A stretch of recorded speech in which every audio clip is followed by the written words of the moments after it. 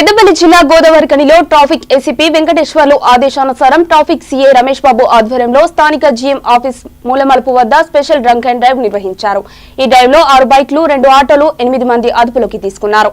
ఈ సందర్భంగా సీఏ రమేష్ బాబు మాట్లాడుతూ మద్యం తాగి ఆటో నడిపే డ్రైవర్ల ఆటోలలో ప్యాసింజర్స్ ఎక్కకూడదని ప్రజలకు సూచించారు।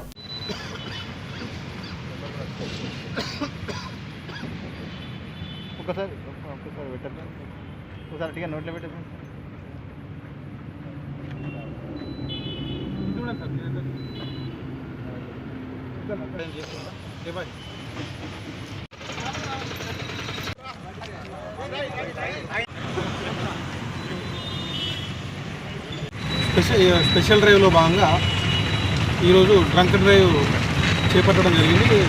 రామగుండం ట్రాఫిక్ పోలీస్ ఆధ్వర్యంలో మరి డిఎం ఆఫీస్ టర్నింగ్ మీద 1 గంట నుంచి మన స్పెషల్ డ్రైవ్ నిర్వహిస్తూ ఉన్నాం। మరి గంట సమయంలోనే 8 మంది డ్రంక్ డ్రైవ్లో భాగంగా పట్టుబడడం జరిగింది। దానిలో ఒక 2 ఆటోలు కూడా ఉన్నాయి।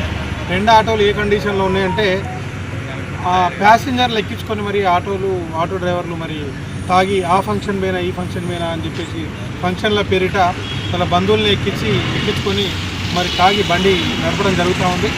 మరి మేము రెగ్యులర్గా కూడా ఎన్నో అవగాహన కార్యక్రమాలు కూడా మరి పెట్టడం జరిగింది, పెడుతూనే ఉన్నాం। కానీ అయినప్పటికీ మేము డ్రంక్ అండ్ డ్రైవ్ కూడా స్పెషల్ డ్రైవ్ డిఫరెంట్ ప్లేస్లో రోజు ఒక ప్లేస్లో చేస్తూనే ఉన్నాం। అయినప్పటికీ కూడా కొంతమంది జనాలలో మార్పు వచ్చింది, ఇంకా కూడా జనాలు మారాల్సిన అవసరం ఉంది।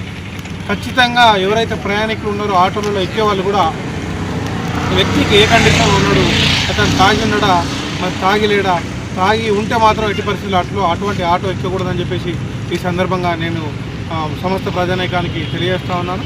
మరి ఇప్పుడు కొత్త ఫైన్లో భాగంగా కూడా కోర్టులలో ఇంకా ముందు 2000, 2500, 3000 ఫైన్ విధించేవాళ్ళు ఇప్పుడు ఒక్కొక్క డ్రంక్ అండ్ డ్రైవ్లో కేసులో 10,000 ఫైన్తో పాటు మరి జైలు శిక్ష కూడా విధించడం జరుగుతూ ఉంది।